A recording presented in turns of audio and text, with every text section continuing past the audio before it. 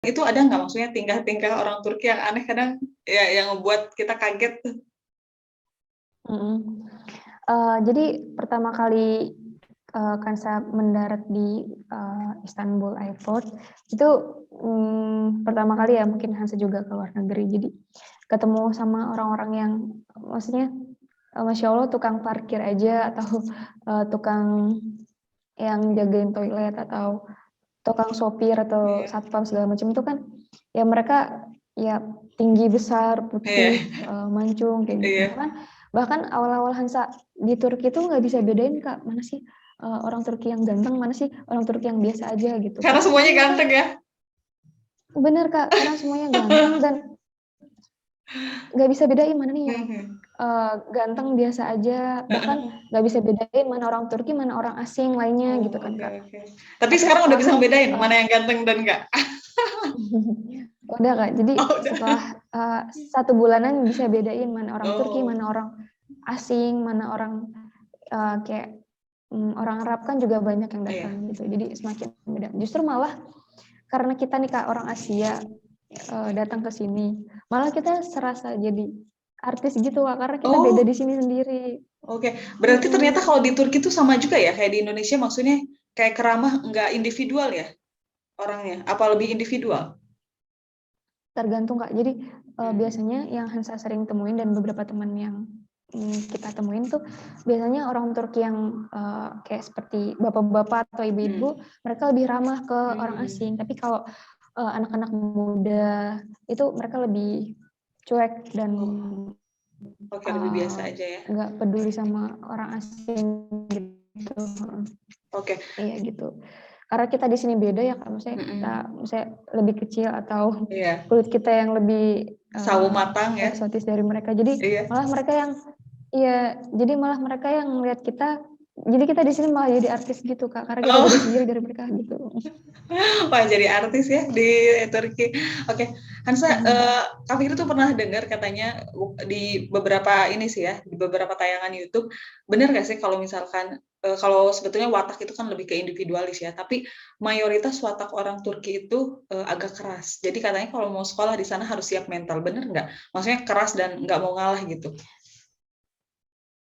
Bener sih Kak, jadi orang Turki itu mereka itu ya hampir rata-rata tuh mereka tuh keras gitu Kak wataknya. Kenapa?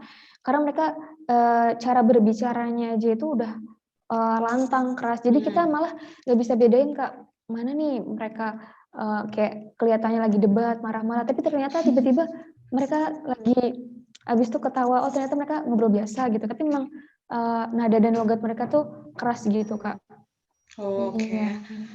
Udah logat ya kalau kayak gitu ya. Tentang waktu, kalau di sini itu kita habis Isya ya tadi mulainya, kalau di Hansa tadi habis Asar. Jadi cukup jauh ya Hansa ya, perbedaannya lumayan ya, 4 jam ya? Iya Kak, jadi perbedaan waktu Turki sama waktu Indonesia tuh 4 jam. Lebih cepat Indonesia daripada Turki. Oh, oke. Di sana tuh masih terang tuh ya, teman-teman bisa lihat di sana, apa namanya, jendela Hansa tuh masih ada matahari. Kalau di saya sudah gelap gulita nih. Iya baru asar Kak di sini. Baru Asar ya. Oke, Iya. Hansa selanjutnya gimana sih rasanya jadi pelajar di Turki? Susah nggak buat adaptasi dan belajar apa namanya ya dengan cara pembelajaran di Turki itu sendiri dengan dosen-dosen yang full bahasa Turki semua, ada kesulitan nggak? Eh, Bentar Kak. Oh ya Sebenarnya silakan. kalau di tahun pertama pasti secara secara besar ya Kak, maksudnya ya Mm-mm. pengalaman kakak kelas Hansa juga dan Kansa Mm-mm. pribadi juga ngerasain di tahun pertama kita kuliah di Turki pasti ada problem di bahasa mungkin Kak, karena Mm-mm. apalagi kalau kita yang milih 100% bahasa Turki gitu. Jadi kita kuliah nih Iya. mendengarkan guru-guru, dosen-dosen yang penyampaiannya itu 100% bahasa Turki gitu. Mm-mm. Sedangkan kita kita udah belajar 1 tahun bahasa Turki, tapi kan bahasa sehari-hari sama bahasa kuliah beda ya Kak. Iya betul. Apalagi istilah-istilah kayak Iya. misalnya Hansa pribadi di jurusan Hansa pribadi yang ada istilah-istilah yang berarti kosakata baru yang wajib kita hafal kayak gitu. Mm-mm. Jadi kalau misalkan di tahun pertama mungkin problem di bahasa sih Kak, tapi mungkin seiring berjalannya waktu kita juga nanti bakal paham sendiri dan bisa beradaptasi dengan bahasa gitu. Oh, oke. Jadi ya bisa beradaptasi dengan berjalannya waktu ya Hansa ya. Nah, untuk di kelas kan Hansa mungkin pasti bergabung ya dengan teman-teman Turki yang lainnya. Mereka gimana? Maksudnya ke Hansa? Ya sama nggak sama kayak orang-orang yang lain di luar tadi? Maksudnya kayak artis lah kita, karena kan kita beda ya dengan mereka atau gimana? Atau biasa aja? Kalau di kelas Kansa termasuk kelas yang nggak begitu ramai gitu Kak. Jadi ya orang asingnya nggak begitu ramai, lebih dominan orang Turkinya. Dan mungkin yang Hansa tadi bilang, jadi justru malah orang Turki yang umurnya muda 20-an yang seumuran sama kita tuh sebenarnya mereka nggak begitu tertarik sebenarnya awalnya, kayak cuek gitu. Tapi kalau misalkan kita bisa friendly sama mereka juga bisa friendly balik, bahkan mereka sangat senang gitu punya teman orang asing kayak kita, karena mereka sebagian besar tuh tahu Indonesia itu negara yang mayoritasnya muslimah, jadi mereka sangat senang banget kalau misalnya punya teman kayak kita Indonesia, dan kita sering cerita nih Kak, kultur kayak gitu, kebiasaan kayak gitu, jadi seru sih Kak. Senang ya, oke. Nah, itu tadi ya, berarti sebetulnya teman-teman orang Turki juga nggak terlalu individualis ya, kalau dideketin mereka juga bisa deket juga ya Hansa ya? Iya benar, mungkin kelihatannya cuek, tapi ketika kita udah kenal dekat, mereka bahkan jadi ramah dan sayang banget nih sama kita gitu. Oke, tapi ini pembelajaran Hansa udah mulai offline ke kelas? Iya offline Kak. Oke ya. Tatap muka ya, oke di kelas. Nah selanjutnya Hansa, kalau kuliah di Turki sebetulnya bisa nggak sih sambil part-timer? Mungkin untuk semester-semester akhir atau mungkin yang S2-nya ingin berniat melanjutkan ke Turki, kemudian dia bisa sambil part-timer nggak sih? Kerja, ya maksudnya paruh baya gitu. Part-time. Bisa Kak. Kan juga pernah kerja part-time di restoran karena mengisi waktu luang sebelum. Jadi waktu itu ada jeda sekitar 2 minggu sebelum masuk kuliah. Itu kan saya isi waktu dengan kerja part-time di restoran gitu Kak. Nah itu bisa karena beberapa restoran atau beberapa orang Turki juga menerima orang asing untuk kerja gitu. Jadi bisa banget Kak. Bahkan banyak juga orang Indonesia yang kuliah sambil kerja. Jadi misal dia kuliahnya di pagi, nanti sore sampai malam kerja, atau kuliahnya sore sampai malam, nanti pagi sampai siangnya kerja gitu. Juga banyak kok Kak yang kerja sambil kerja juga.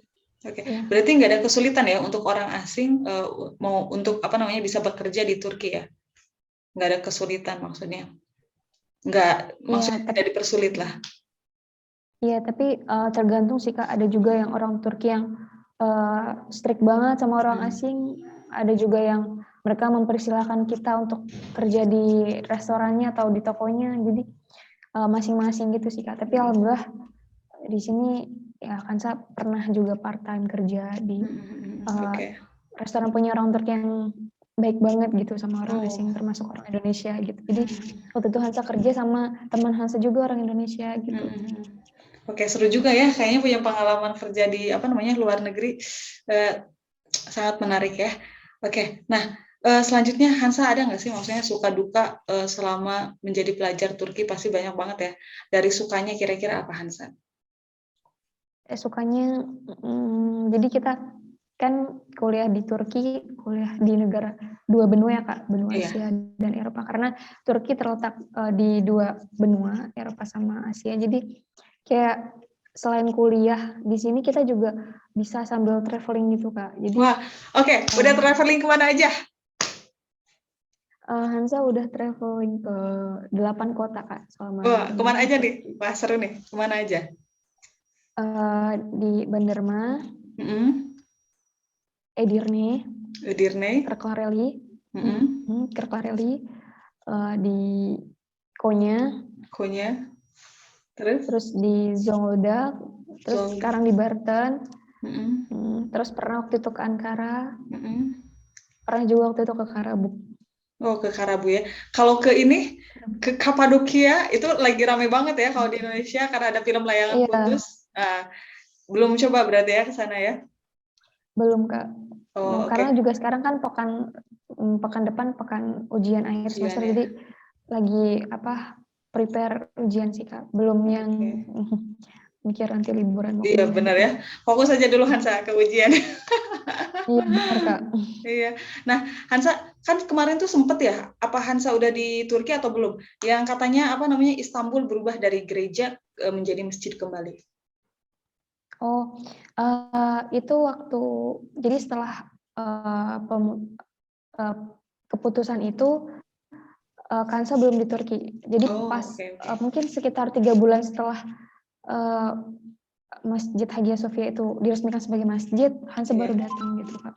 Oh ya, oke. Belum ya berarti. Oke, Hmm. itu dia. Nah, selanjutnya dukanya apa nih Hansa selama di Turki? Kira-kira Dukanya mungkin karena di Turki terdiri dari 4 musim ya Kak. Nah, jadi pertama kali adaptasi di musim salju, di musim dingin yang suhunya sampai minus gitu Kak. Jadi adaptasi terhadap dingin yang luar biasa gitu. Sampai pernah waktu itu sakit ngedrop dan kulit oh kita kering-kering kayak gitu. iya. Itu Nah, perlu kalau adaptasi sih Kak. iya, kalau musim dingin di sana sampai musim salju nggak sih Hansa? Iya, jadi di Turki kan ada 4 musim ya Kak. Iya. Jadi ada musim salju, musim Dingin, semi, musim gugur. gugur, sama musim panas. Oke. Nah, kalau Jadi sekarang berarti lagi musim kalau apa nih?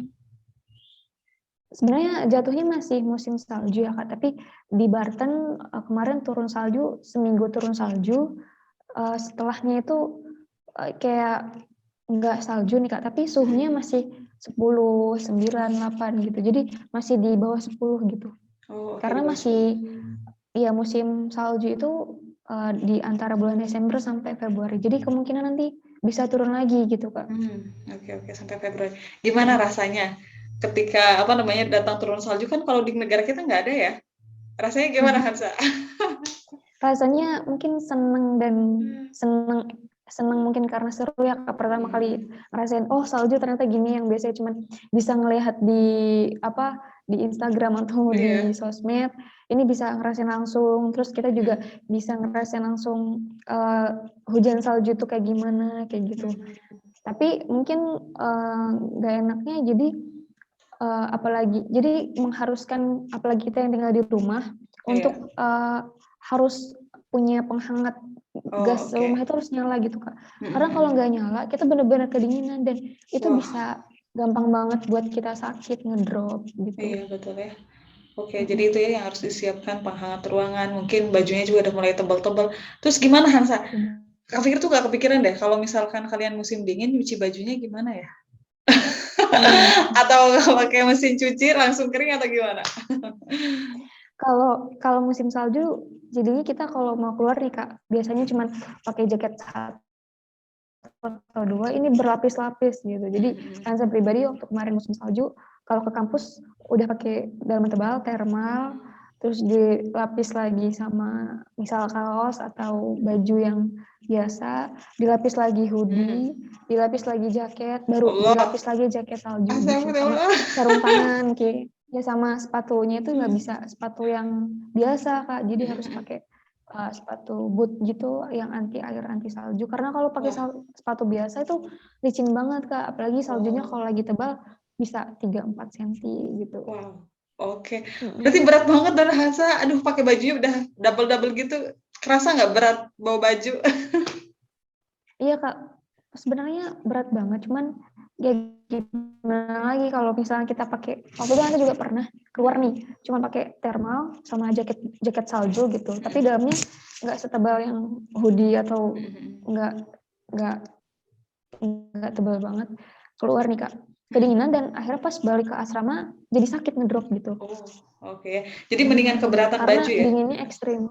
Oh, Iya, dinginnya nanti ekstrim. misalkan dingin kita di dalam di dalam ruangan kita merasa panas dan berat, pasti pas di luarnya tuh enggak gitu, malah masih dingin gitu, karena dingin banget Kak. Oke ya. Terus gimana Hansa? Maksudnya nyuci bajunya tuh gimana? Jemur bajunya kan musim salju nggak ada panas ya. Jadi baju-baju itu gimana? Maksudnya cucian? Ya dicuci di mesin cuci Kak. Terus nanti kan ada pengering ya Kak ya. Jadi tinggal di asrama kan ada ruangan untuk ngejemur gitu. Sebenarnya nggak perlu matahari, cuman kayak dianginin atau didingin beberapa jam juga udah kering gitu Kak. Oke. Jadi nggak jadi masalah ya. Kalau Ya saya cuman dipikirnya banyak karena yang dicuci jaket salju, jaket hoodie, jaket biasa gitu. Jadi cuciannya lebih banyak. lebih banyak daripada musim-musim biasanya ya. Iya benar Kak. Oke, tapi Hansa kalau perlengkapan seperti sepatu anti salju dan yang lainnya biasanya belinya di Indo atau setelah di Turki, misalkan ditunjukin kakak kelas. Lebih baik langsung di Turki sih Kak. Soalnya kan kalau di Turki juga mereka punya banyak pilihan-pilihan dan sepatu di Turki itu memang lebih kuat gitu Kak, didesain lebih kuat gitu. Dan Tergantung musim kan. Iya. Menyesuaikan ya Iya, benar. menyesuaikan keadaan di sana juga ya. Iya benar Kak, menyesuaikan gitu. Oke. Nah, kalau musim panasnya gimana? Panas banget nggak atau sama aja kayak di Indo?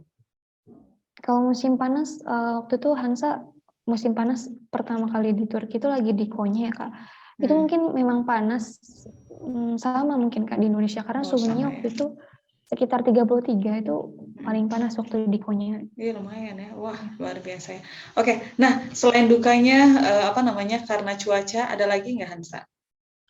Ya mungkin duka mungkin untuk semua mahasiswa Indonesia yang merantau di luar negeri adalah homesick ya Kak.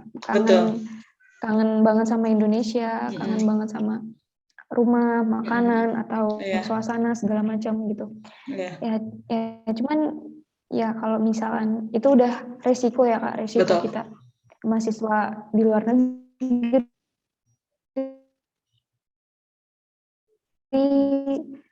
ya nahan rindu sama keluarga, nahan makan makanan di Indonesia gitu. Tapi insya Allah dengan sendirinya kita bakal terbiasa sih Kak. Iya betul ya. Oke, jadi homesick kangen keluarga, jangankan yang di luar negeri ya. Kadang kita beda kota aja kadang kangen ya dengan hal-hal seperti itu. Nah, Hansa bener nggak sih kalau orang-orang yang sekolah di luar negeri itu kalau udah kangen banget sama Indonesia, terus dengar-dengar lagu lagu nasional atau tentang Indonesia kadang kerasa sedihnya, bener kayak gitu? Bener banget Kak.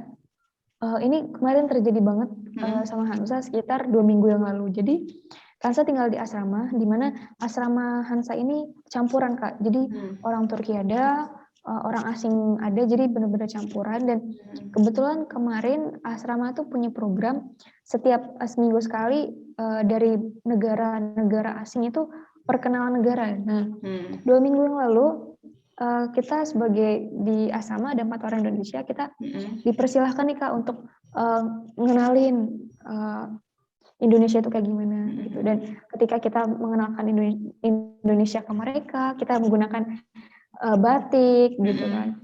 Terus kita juga buat makanan Indonesia, kita jadi waktu itu kita buat bakwan Kak. Wah, bala-bala atau bakwan, oke terus?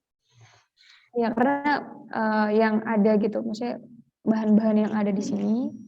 Terus kita juga nampilin tarian-tarian Indonesia gitu, terus kita tunjukin video Indonesia segala macam proklamasi, dan di situ kita terharu banget. Halo? Gitu Kak, ternyata kita bisa di luar negeri gitu, dan yang paling bangga adalah ketika kita bisa membawa nama Indonesia itu sendiri gitu ke kancah internasional gitu. Jadi ketika kita selesai nari, selesai performance gitu, mereka sangat tertarik sama kita, bahkan mereka saat itu mereka jadi tahu Indonesia itu benar-benar negara yang kaya, negara yang banyak banget budaya. Mereka juga kaget kalau kita banyak banget pulau-pulau, bahkan dari kita sendiri berbeda-beda Kak, ada orang Jawa, ada orang Kalimantan, ada orang Papua gitu. Oke, berarti itu juga ya hal baru buat mereka. Oke, dan itu mungkin kerasa banget ya sama Hansa, kerasa banget homesick-nya ya, pengen pulang ke Indonesia. Tapi Hansa ini di Turki nanti akan berapa tahun? 4 tahun atau 5 tahun? Karena kemarin 1 tahun Tomer ya, Kak. Jadi di Turki insya Allah 5 tahun. Oh, 5 tahun ya. Berarti sama aja ya sistemnya kayak di Indonesia, kalau normal ya 4 tahun kuliah ya? Iya bener, Kak. Oh, oke. Itu dia sudah nanya-nanya sama Hansa mulai dari soft culture, kemudian bahasa, dukanya, sukanya, dan yang lainnya. Oke. Tadi ada yang mau ditanyain ya, tapi lupa. Oh ya, ini terakhir Hansa. Pernah nggak sih kan kalau di Turki kayaknya terkenal banget ya yang es apa? Kemudian kalau kita ngambil terus dia kayak bohongin di kemana-mana lah kayak gitu. Pernah nyoba beli nggak? Oh, Es oh apa es itu ya? krim ya, Kak? Es krim yang ada Es cornnya. krim. Mm-mm. Iya, iya. Jadi ada sih Kak, Hansa juga pernah. Jadi kita beli es krim gitu, Mm-mm. terus nanti sama tukang es krimnya Mm-mm. dimain-mainin Iya gitu. dimain-mainin gitu. Iya itu ada Kak. Mungkin lebih sering di kota-kota besar ya. Dan Iya. Hansa juga pernah beli dan itu seru gitu Kak. Kayak kita jadi greget karena Greget. jadi dibercandain gitu. Oke. Biasanya itu satu es krim itu berapa? Berapa lira? Biasanya ya Kak, sekitar 10 sampai 15 lira. Kalau es krim Oh. yang tergantung kita mau berapa nih, berapa rasa gitu. Tapi biasanya kalau satu rasa biasanya 5 lira. Tapi kalau kita mau 3 rasa, 15 atau 2 rasa 10 lira gitu. Oh, oke ya, itu dia. Oke Hansa, makasih banyak untuk semuanya. Mudah-mudahan UASnya minggu depan dilancarkan. Mudah-mudahan Insya semakin Allah. betah di Turki. Makasih banyak ya Hansa Insya buat Allah. sharing-sharingnya. Iya Kak, Mm-mm. sama-sama terima kasih juga. Jadi